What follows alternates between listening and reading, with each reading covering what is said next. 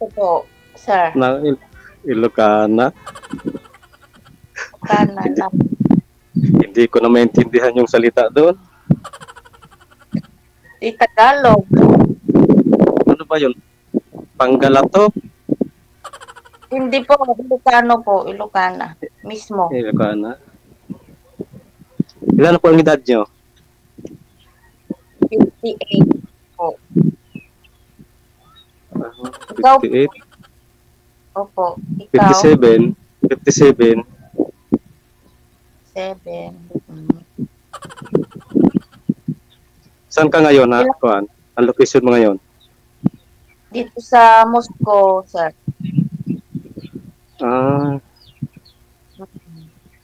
Ilan bang, Kuan? Ano ba yung status mo ngayon? May asawa? Hiwalay? Single po. Single? Opo. Walang anak? Wala po. Wala. Ikaw po. 4 yung anak ko. Yung 3 may trabaho na. Yung naiwan sa akin dito, yung babae. 3 lalaki.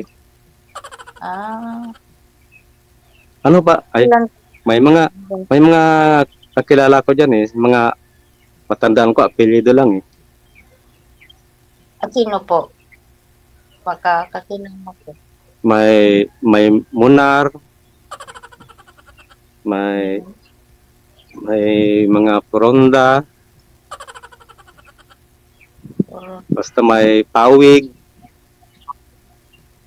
Babae po o lalaki? Mga lalaki. Dating mga katrabaho ko. Anigurado ka, mama, kung lalaki o babae Sinasayko ka lang Wala akong kung sa babae kasi may mga anak ko nag-aaral pa. Yun din ang inuuna ko kasi mahirap na humanap ka ng babae na hindi mo naman sigurado yung anong yung galit. Baka yung anak mo hindi natin alam. Makikita natin kayo sa kuan, sa mga maskit, sa mga drama, pelikula, yung mga nangyayari. May iba tayo, sir. Itutok mo nga po muna yung camera mo dun sa mayon sa likod. Yan, yan Mayon, kita nyo yan, Umuusok si Mayon ngayon. Umuusok. Tutok mo muna, sir, sa camera, yung camera mo, sir. Pasuyo nga po muna. Tingnan natin kung ano yung status, kalagayan ngayon ni Mayon. I-front mo muna, sir. Tingnan natin kung tayong-tayo pa rin si Mayon.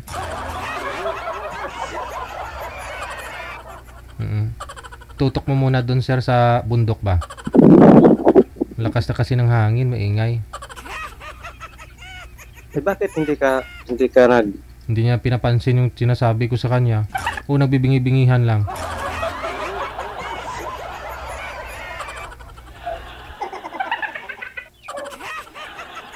Puli na ako Bahala na mo da. Uwi na muna ako Ma'am, ikaw na po muna. Bahala kay sir. Okay, JJ. Dagang salamat sa pagkuhan. Hindi, uwi na muna ako. Mag-usap kayong dalawa. Kasi hindi na ako mag-interrupt sa pag-uusap nyo.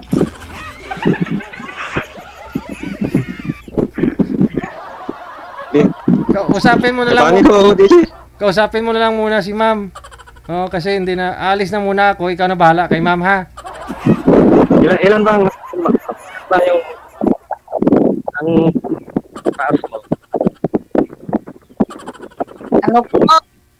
Sir? Ilan bang taas mo ba? Yung taas? Taas.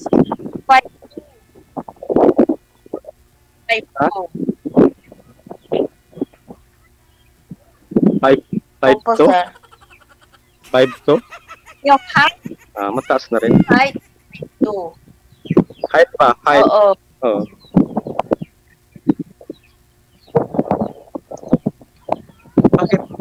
Bakit hindi ka nag-asawa? May anong problema? Abroad. Dahil sa pamilya, maraming tinutulungan? O Yun na po, yun po. Eh, sabi nila, yung mga laon daw, mga maldita. Totoo ba yun? Ano po, Ilocano, Maldi. Hindi Hindi, hindi maldita yung ano sir yung mga Ilocana Kamo yung mga laon, maldita, yung mga walang asawa, yung mga nalipasan na ng panahon. kung ba? Pero sa tingin ko naman kay Madam, hindi naman maldita. Oh. Oo. Magkano naman yung mabasa mo naman sa mukha. Po. Ma'am, ilapit nga po ninyo yung cellphone po sa inyo kasi wala po kayong busis. Mas maliwanag pa po busis ni sir. Iangat niyo po yung cellphone, ma'am. Iangat niyo po yung puwet. Wala po kasi kayong headset.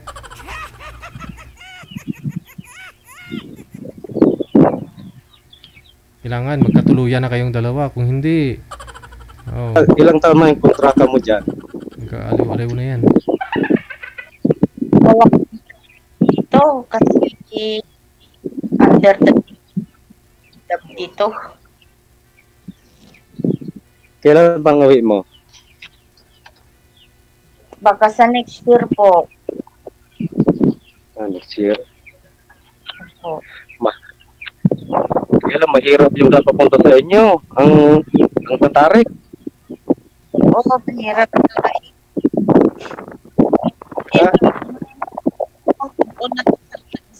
po.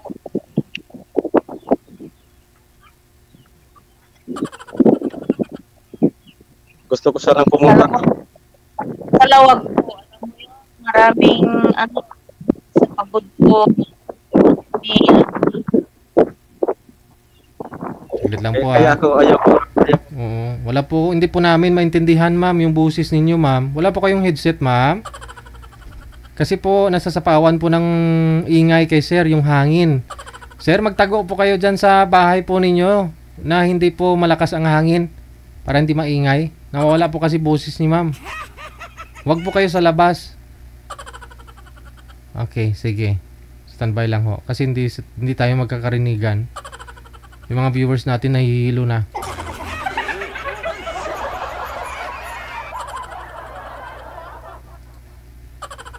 Yan, isalpak mo na ma'am.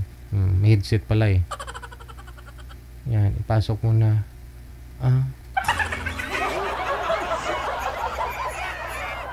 Okay na po. Ayan, nakapaklaro, napakagandang boses. Nakapak na. Ayun.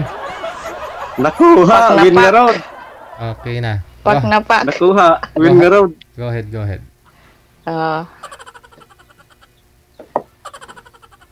Bakit po sino nagturo sa inyo yung win na po? Win na nga road. May mga kasama ako mga Ilocano. May mga kasama ko dahil sa trabaho. Pero ngayon, wala na akong trabaho ngayon. Anong trabaho mo po noon? Confidential lang. Ay, confidential. Oh, sige, sorry.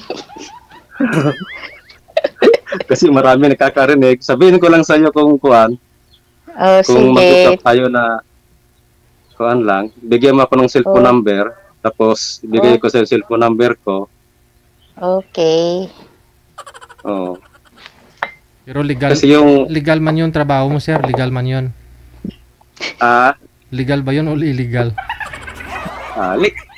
Nasa gobyerno. Illegal. Illegal. Legal. Government pala. Dati, may trabaho ako.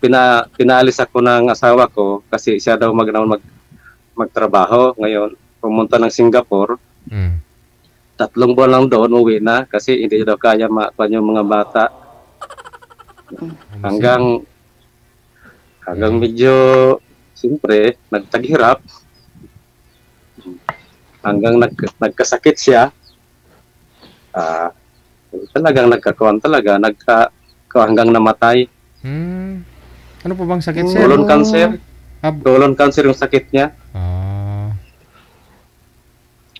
Dito na tatlong hospital na napuntahan niya. Sa dati sa una sa Lady of Mercy, tapos sa Riverside, Bacolod. Doon ako nakapangasawa. Bacolod. Tapos umuwi ako dito sa Negros kasi dalawa lang kami ng anak ko, yung babae. Hindi ako makaalis-alis. Ilan taon na po kayong biyudo? 4 na, so maglilima. Mm.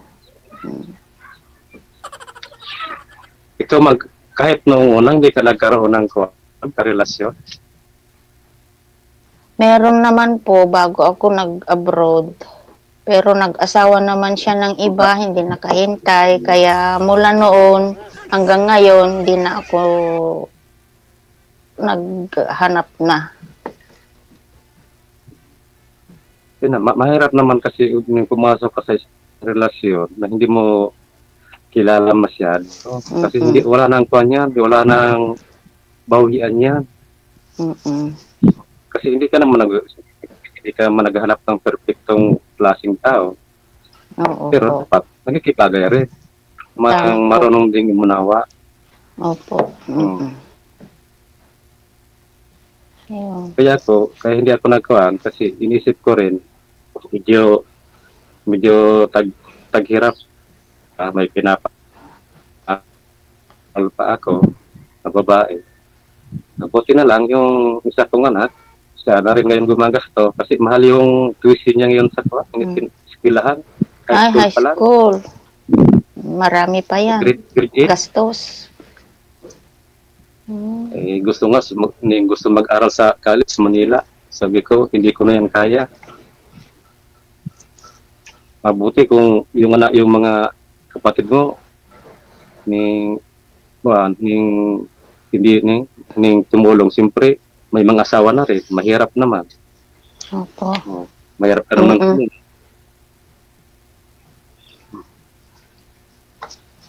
Ngayon, anong plano mo? Ngayon, nagpintuhan tayo.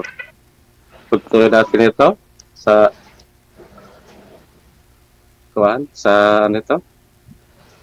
private lang.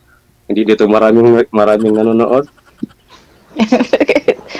Wala hong nanonood kasi sir, naputol tayo sa live eh. Hindi na siya gumalaw. Kung ituloy-tuloy natin ang mag-uusap, titignan natin kung magkaintindihan. Yun na.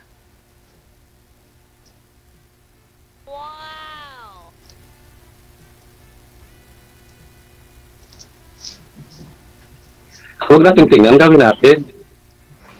Huwag natin tingnan, gawin natin. Para magkakaintindihan. Nawawala ka po. Ano po? Diba? Makikita sa kung pa na. Sige. Kung gagawin, titignan. Tapos natin. Gagawin. Kasi kung titingnan lang. Oo, tingnan, gawin. Yan. Pero, saka na ako magtatanong sa'yo kung sakwa na lang yung mga wala nang nakakuan kasi maraming magkukomento. Normal lang yun. Nagko-comment. Hindi ko sanay. Ako binabasa ko lang. Tapos, nakukuha na ako minsan pero hindi ako nagko-comment. Hindi ako sanay dyan sa mga ganyan. Ano po ang trabaho mo ngayon? Dito lang sa bahay. Minsan, magluto, mamalingki, magpakain ng manok na kuan. Pero noon dati may mga alaga kong manok na yung pangsabong. Ay, baka nagsasabong ka din. Siyempre, yun ang pasyon ko. Pero hindi talaga yung lulong sa sabong. Kasi yung manok, kung kuan ka, pawala yun sa isip eh. Gusto nag-iisip ka kung ano-ano, may stress ka. Tapos minsan may stress ka. Siyempre, ano pala yung religion mo? Katoliko po. Parehas. Mahirap kung hindi magkakuan, hindi ibang reliyon kasi yung ibang reliyon maraming bawal.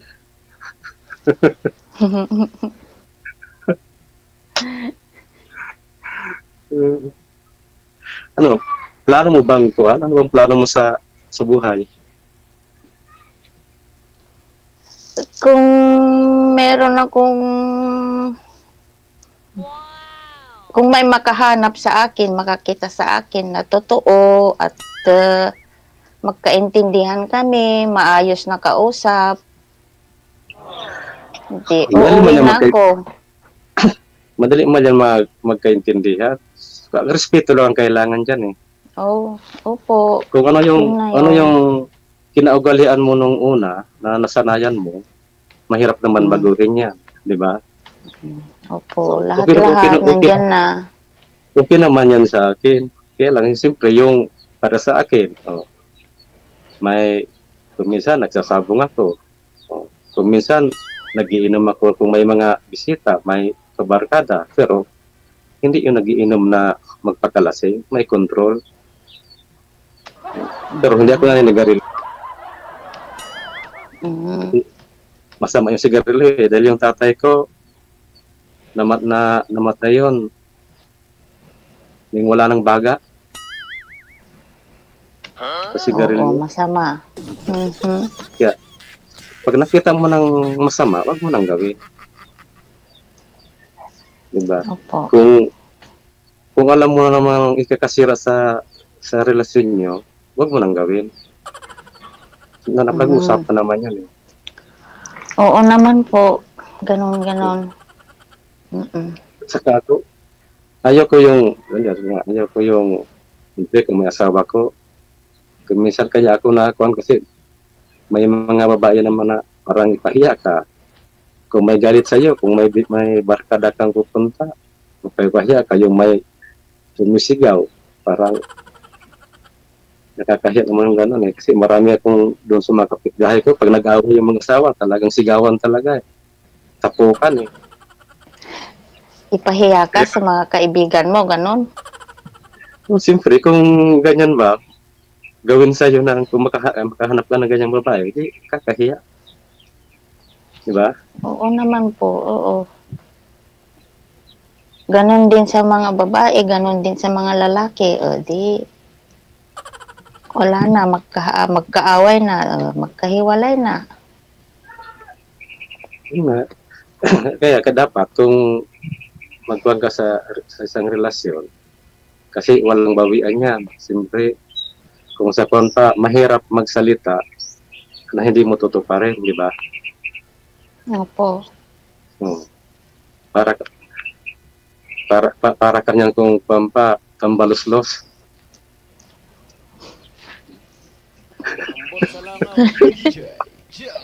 Ano yung pambaluslos? Yung sinabi ni Sarah. Si JD, alam niya ni DJ, ano ko nung tambaluslos eh. Ambot sa langaw.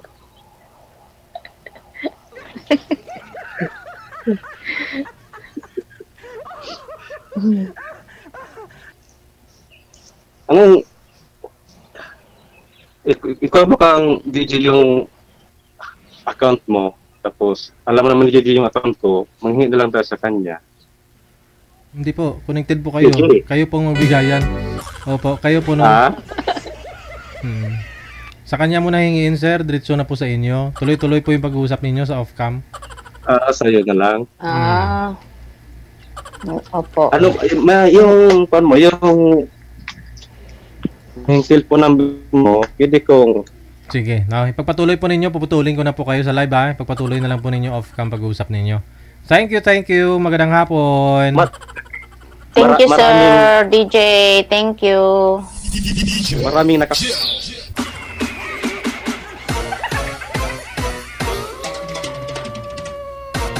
Huwag mong subukan.